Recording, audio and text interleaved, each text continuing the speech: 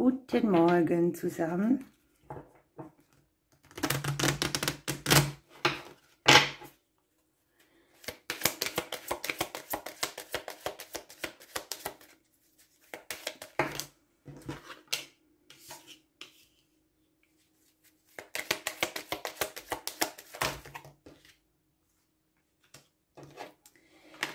Ja, ihr Lieben, hier haben wir ein bisschen schwierigeres Thema liegen.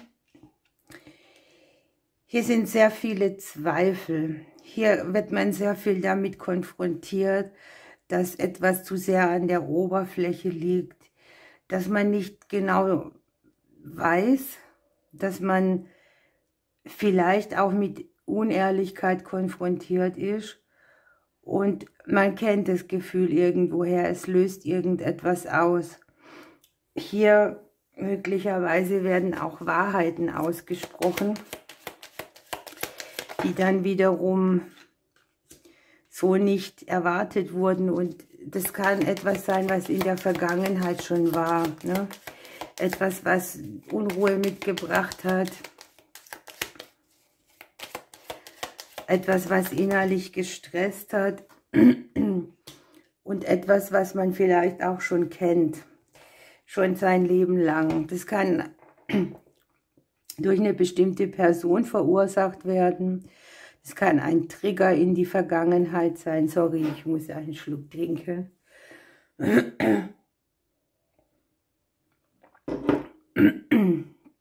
Schön ist hier, dass man sehen kann, dass es zwar unangenehm ist, dass es einen aber bestätigt, weil man dazu vielleicht schon eine Intuition hatte.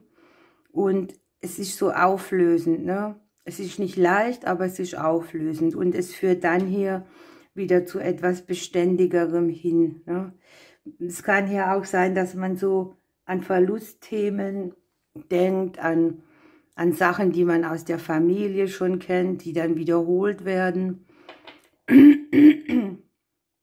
Es geht irgendwie um eine unangenehme Wahrheit, die hier rauskommt oder die sich zeigt. Ne? Manchmal das kann auch Selbsterkenntnis sein, sich in jemand getäuscht zu haben oder jemand hat Wahrheit unterdrückt und jetzt kommt sie plötzlich raus. Gut ist wirklich, dass es hier sehr stabilisierend für uns wirkt. Man kann dann wieder auf neuen Grund bauen. Man kann sich wieder erneut auf Wachstum einstellen. Auf eine längere Periode auch, wo man sagt, okay, das kann ich so hinter mir lassen. Es hat sehr viel mit uns selbst zu tun. Mit unserer Reaktion darauf. Mit unseren Lebensthemen auch.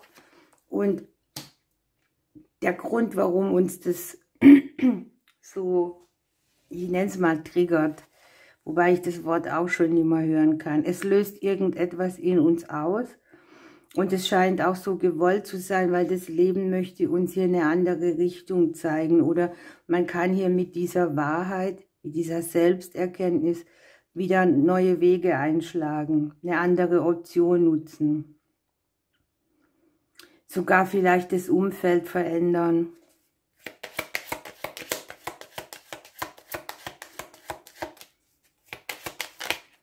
Es kann ja auch sein tatsächlich, dass man sich in jemand oder in irgendetwas getäuscht hat.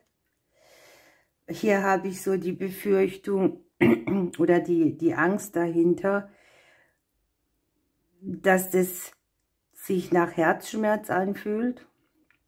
Oder nach etwas, was dir nachher vielleicht so stark auf den Magen geschlagen ist, dass es dir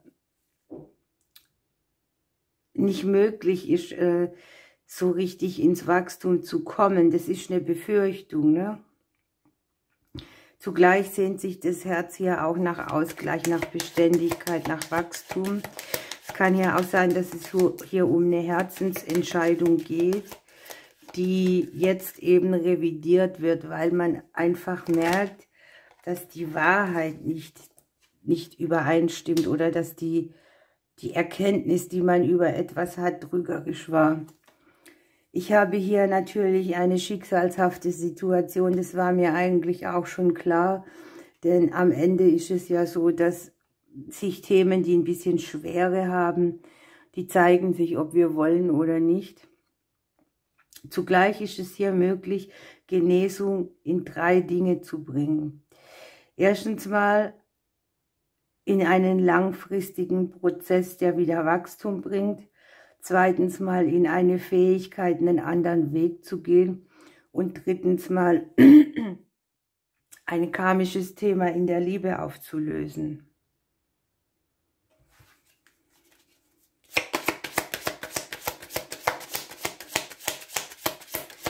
Die Dinge können nicht immer nur schön sein. Das ist halt so. Wir werden auch mit unangenehmen Karten konfrontiert. Wir haben halt den Vollmond-Einfluss dazu. Hier geht es um den Abschluss von etwas. Etwas hat eine gewisse Kraft. Wir haben ja hier auch den Sarg in der Mitte, ne? Hier beendet man, hier kommt etwas in Vollendung.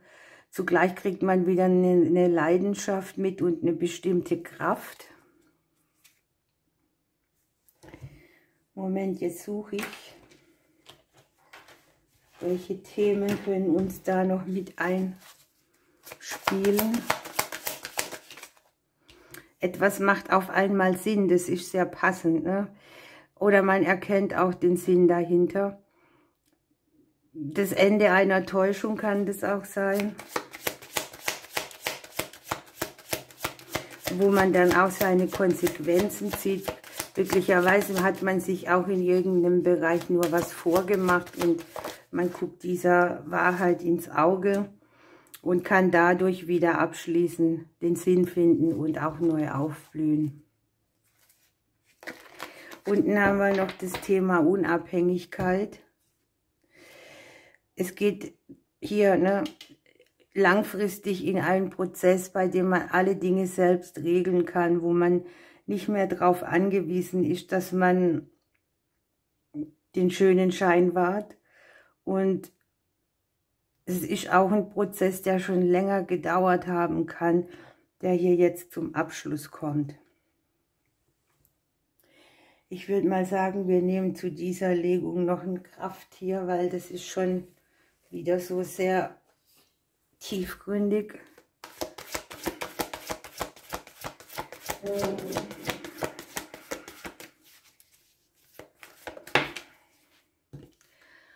Wir haben den Vogel dazu gekriegt. Es geht um unser Seelenfeuer.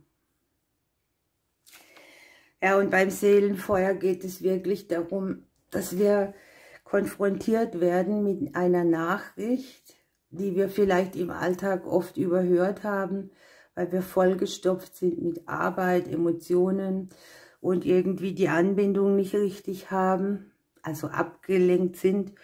Und hier hat man so einen Zustand, wo man wieder so Leere hat und dann wieder aufnimmt und dann auch empfängt. Und das, was man hier empfängt, zeigt hier eben eine unangenehme Wahrheit oder eine Selbsttäuschung auf. Ja. Es geht auch hier viel ums Reflektieren. Der Vogel bringt dir eben eine Botschaft. Gucke mal, vielleicht siehst du auch irgendwo einen Vogel, die du lange nicht, also in deinem Außen, die du lange nicht gehört hast. Du hättest es schon ahnen können, aber du warst zu abgelenkt oder wir waren zu abgelenkt. Ja, die Botschaft dient deinem Besten. Öffne dich hier wieder, binde dich wieder mehr an. Lausche auch nach innen. Und da jetzt hier der Vogel gefallen ist, nehmen wir auch noch einen Vogel aus dem Gesang der Vögel. Was möchte uns der Vogel hier zuzwitschern?